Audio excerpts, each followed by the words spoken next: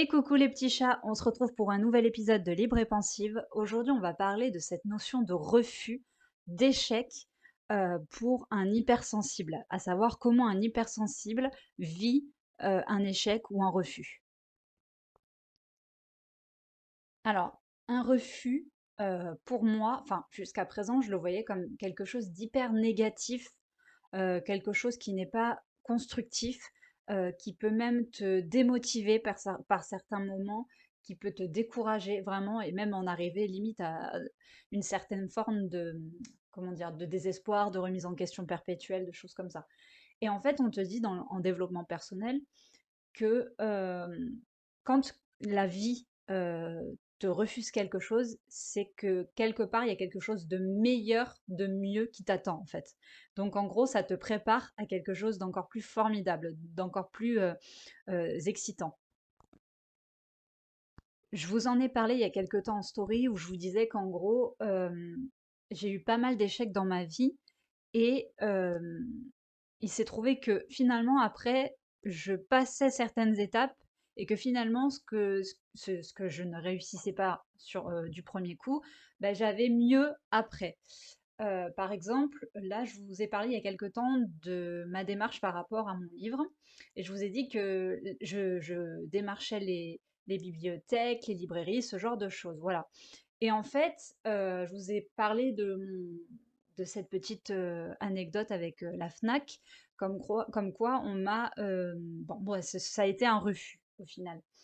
Et sur le moment, quand j'ai rencontré la personne qui s'occupe bah, de ça, du rayon développement personnel, santé mentale à la Fnac, quand elle m'a dit non, je l'ai pris comme un échec personnel. En fait, je le voyais comme une critique de la personne que je suis et pas de mon travail, entre guillemets. Et en fait, c'est tout le contraire. C'est parce que, en tant qu'hypersensible, tu as tendance à tout prendre pour toi et à ne pas, comment dire, à ne pas prendre de recul et à ne pas te dire oui, non, mais c'est pas parce que cette personne-là n'aime pas ce que je fais que la personne d'après va automatiquement être pareil et du coup me donner un refus. Sauf que dans la tête d'un hypersensible, ça se passe pas comme ça. Un hypersensible, il va avoir ça comme un échec, comme si on disait à cette personne, ben, t'es nul, tu sers à rien, tu sais rien faire et tout. Dans sa tête à lui, ça résonne un peu comme ça, c'est-à-dire que voilà, quand on critique ton travail, on te critique toi personnellement et directement. Alors que non, en fait, faut prendre du recul et se dire que bah, cette personne, elle aime pas, mais c'est pas grave, tu continues jusqu'à ce qu'il y ait une autre personne qui te dise oui, qui valide ton projet, ton travail. Voilà. Et en fait, c'est pas parce que cette personne-là a critiqué ton travail qu'elle te critique toi directement. Voilà, c'est juste que ça l'intéresse pas et que bon, bah ouais, voilà, tu passes à autre chose, tu persévères et tu vas voir ailleurs. Alors, il y a une phrase dans les quatre accords Toltec qui dit quoi qu'il arrive, n'en faites pas une affaire personnelle. Ben, en fait, c'est exactement ça. C'est-à-dire que quand la personne qui m'a reçue enfin, du coup, là, dans le cas présent, la responsable du rayon en question, déjà, je me suis dit, elle est pas bien disposée parce il y avait pas, en fait, il y avait pas d'expression dans son visage, il y avait pas de, c'était toujours la même tonalité, c'était, enfin, je sais pas comment vous expliquer, il y avait pas de, je sais pas, je me suis retrouvée face à un mur en fait, et je me suis dit, oh là là. Ok, d'accord. Mais moi, j'essayais de sortir mes arguments, d'amener vraiment ma petite, enfin voilà, de pousser un peu, mais j'ai très vite vu que c'était mort, quoi. Et en plus, à mon avis, elle n'avait pas lu les extraits que je lui envoyais. Elle m'avait dit de lui envoyer des extraits, et je pense parce qu'elle se souvenait même pas de mon livre, quoi. Elle se souvenait pas de moi. Enfin voilà, donc ben, je pense que c'est pas quelqu'un qui a pris la peine de s'intéresser à mon travail plus que ça. Donc à partir de là, je pars du principe que non, je veux pas que mon livre il soit vraiment bah, mis de côté ou dans un petit coin et tout. Donc je me dis c'est pas la peine, je vais aller voir ailleurs. Parce que les gens qui sont pas disposés à vous aider, qui vous font comprendre que vous n'êtes pas grand-chose, parce que, bah, je sais pas, parce que l'angle n'a pas plu, parce que, enfin voilà, je sais pas, les arguments qu'elle m'a présentés, ils étaient vraiment pas valables à mes yeux, quoi. Elle m'aurait dit, bah, je sais pas, enfin, même ne serait-ce que me renvoyer un mail pour me dire non, mais en m'expliquant pourquoi avec des arguments, là, je me serais dit, oui, ok, d'accord. Mais là, même pas de mail, pas de réponse, silence radio. Quand j'arrive devant elle, elle se souvient même pas de mon truc, je suis sûre qu'elle l'a même pas lu. Elle me sort un argument qui n'est même pas valable, qui est bidon, monté de toutes pièces, parce que bah, là, il fallait bien qu'elle me sorte un truc, j'étais face à elle. Donc, en me disant qu'en gros, mon livre n'était pas original, parce que le sujet que j'aborde n'est pas, comment dire, est déjà bien traité par d'autres personnes. Non, c'est plat comme argumentaire. De toute façon, vous savez bien qu'aujourd'hui, on est dans un monde qui est hyper individualiste, et les gens qui sont en haut ont tendance à oublier il y a eu un début. Voilà, enfin voilà, tout le monde a ses débuts, tout le monde progresse, tout le monde monte une échelle. Voilà, il y a une échelle qui se crée avec les progrès et tout.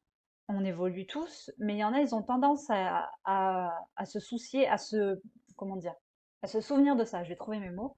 Voilà, et je trouve ça un peu dommage que tout le monde n'ait pas cette valeur d'humilité, de pas se souvenir d'où ils viennent. Voilà, c'est un peu, moi je sais d'où je viens, je sais le travail que je fournis, je sais les efforts que je fournis, et jamais je n'oublierai mes débuts. Et si j'avais la possibilité de venir en aide à une personne qui débute, je le ferai, parce que je sais ce que ça engendre, je sais ce que ça demande comme effort, et voilà, si je peux aider, je le ferai.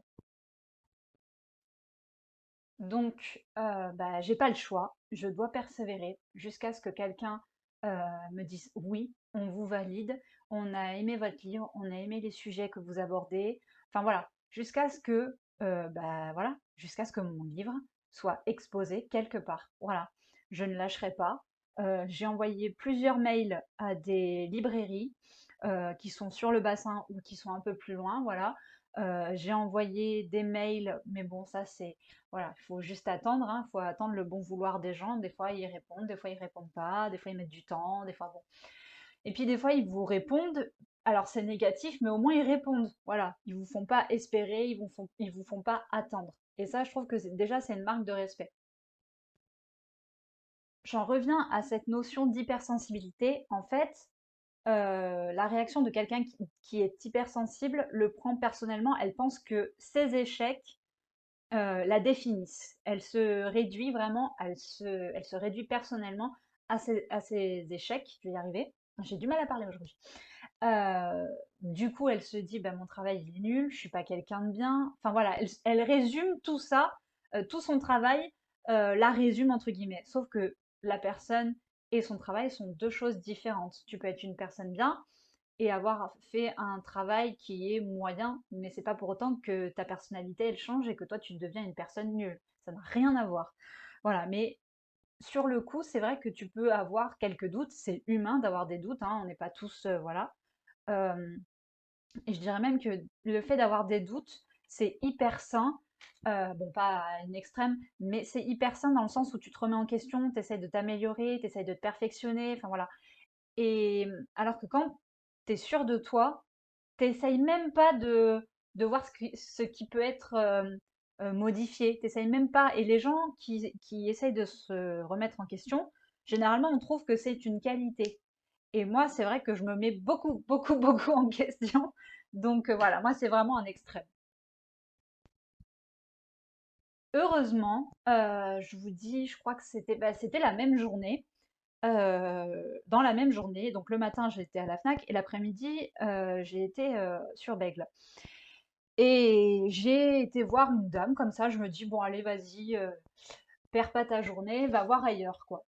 Donc j'ai été dans une librairie qui vient d'ouvrir, qui a ouvert assez récemment et qui fait du déstockage. Donc là c'était pas possible parce que la dame, très gentille d'ailleurs, vraiment avenante, souriante, compréhensive et tout, m'a expliqué que là le déstockage, bah, du coup vous n'avez pas de dépôt-vente. Donc, mais elle m'a donné une solution. Et en fait, quand on te dit non, mais qu'à côté on te dit, mais par contre, je peux vous conseiller ça, tu vois bien que la personne, elle essaye quand même de te donner un coup de pouce, qu'elle te conseille quelque chose, voilà. Et elle te laisse pas dans le flou, dans le vide, sans aucune réponse. Et en fait, là, elle me dit, moi, je serai vous, je contacterai telle librairie, tel organisme, tel machin.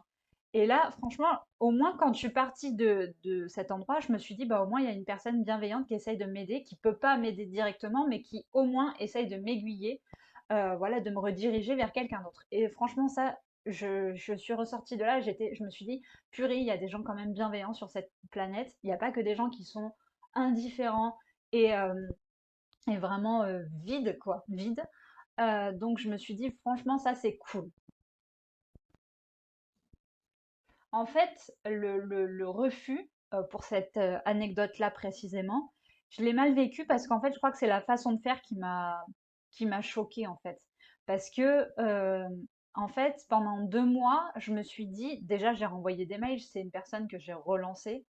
Et je me suis dit: «C'est pas possible». Bon, j'ai attendu, je me suis dit: «L'été, c'est pas le bon moment» parce que comme j'ai été voir à d'autres endroits, on m'a dit: «L'été, bon, on vous avoue que c'est pas vraiment le moment, il y a les touristes, enfin voilà, il y a beaucoup d'affluence». Donc je me suis dit: «Il y a pas de problème, j'attendrai à la rentrée et tout». Mais le fait que je me déplace, le fait que j'ai relancé, le fait que, j'ai fait ce qu'on m'a dit, le fait que je vienne vraiment argumenter, montrer mon travail et tout, et là on me sort bah, parce qu'il est pas original et que vous sortez pas du lot. Je me suis dit, ça m'a pas vexée. Le mot, c'est pas vexé parce que non, en fait, non, parce que c'est pas vexé. C'est plus déçu. Pas vexé, mais déçu, en fait. Déçu de venir et de me prendre en pleine face, bah, votre livre, il est pas original. Il y a déjà plein de références sur le sujet, donc bah, vous allez rien apporter de nouveau au truc, en fait. Là, je me suis dit, ah ouais, quand même, je sais pas. Et puis, elle était même pas de sourire, même pas de regret dans le sens être désolé, quoi. Même pas inexpressif et tout. Et ça, franchement, je sais pas. Je sais pas, quoi. C'est-à-dire que si je m'étais pas déplacée, elle m'aurait jamais recontacté, quoi. Donc voilà, je sais pas. Tu fais minimum, ou alors tu fais semblant. C'est pas bien de faire semblant, mais au moins, je sais pas, tu donnes un peu illusion d'être désolé, quoi. Mais même pas. Même pas. Et les gens comme ça, je trouve que, enfin, je sais pas, c'est mal élevé, c'est irrespectueux, c'est bon, bref. Mais bah, c'est pour ça que je continue. Je ne désespère pas, on verra bien. Voilà. Donc, bah, écoutez, je me bats. J'essaye de faire vraiment de la promo pour mon livre, de montrer que mon livre, bah, il n'est pas parfait, mais c'est le mien. Il a été écrit avec sincérité. J'ai beaucoup travaillé dessus, je me suis vraiment remise en question, je l'ai relu, je l'ai recorrigé plusieurs fois. Enfin voilà, je me suis vraiment remise en question. Je me suis dit, mais qu'est-ce qui va pas en fait dans ce livre en fait. La couverture, le titre, le fond, la forme, enfin bref, c'est parti vraiment dans des directions pas possibles. Puis finalement, je me suis dit: «Mais non, en fait, c'est juste que cette personne-là, elle est pas réceptive à ce que j'ai voulu faire passer comme message, c'est tout». Ou alors elle avait pas envie de se faire, voilà, elle avait pas envie de s'embêter, quoi. Elle voulait juste, se débarrasser de moi, c'est tout. Mais elle avait pas envie de m'aider, clairement. Elle était mal lunée, elle était pas dans un bon jour, j'en sais rien. Mais voilà. Après, il y a des gens qui vont, eux, être par rapport à ça, ils vont me dire non, mais comme je vous ai dit, ils vont être compréhensifs et ils vont essayer de m'aider. Et ça, franchement, déjà, c'est énorme. Voilà, donc ne vous dites pas qu'en gros, un refus résume la personne que vous êtes. Ne prenez pas ça personnellement. Dites-vous que bah, continuez jusqu'à ce que ça marche, jusqu'à ce que ça débouche sur quelque chose de positif. Continuez, montrez votre motivation, votre détermination. Voilà, exposez vos arguments clairs, nets, précis. Vraiment, montrez ce dont vous êtes capable. Voilà, montrez vraiment votre investissement, que c'est important pour vous, c'est hyper important, c'est le cas de le dire. Voilà, mais vraiment ne faites pas d'un refus ou de plusieurs refus même, quelque chose de personnel. Voilà, parce que ça ne vous résume pas, ça ne résume pas la personne que vous êtes, ça ne résume pas le nombre d'heures que vous avez mis dans ce projet, ça ne résume pas non plus enfin voilà, la personne que vous êtes, vraiment. Voilà, ça ne résume rien de tout ça. Et comme on parle de refus, j'aimerais parler parce que c'est synonyme d'échec, c'est synonyme de leçon. Les personnes que vous rencontrez dans votre vie, parce que là on va passer, enfin voilà, je passe un peu du coq à l'âne, les personnes que vous rencontrez dans votre vie, certaines vont vous aider et certaines vont vous barrer la route. Alors, celles qui vont vous barrer la route, en fait, finalement, si vous regardez bien, elles vont vous aider. Elles vont vous aider parce que elles vont vous préparer, à l'éventuelle possibilité, qu'on ne vous aime pas, qu'on ne vous apprécie pas, mais encore une fois, bah, vous pouvez pas plaire à tout le monde. Mais ces personnes-là vont vous enseigner le fait que, bah, déjà, plaire à tout le monde, c'est plaire à n'importe qui, déjà de une, et en plus, ces personnes-là, elles vous motivent encore plus. Elles vous donnent la rage. Elles vous donnent la rage de vous battre, de montrer de quoi vous êtes capable, de leur démontrer qu'ils ont tort, que vraiment, bah voilà, leur avis, enfin voilà, ça passe au-dessus.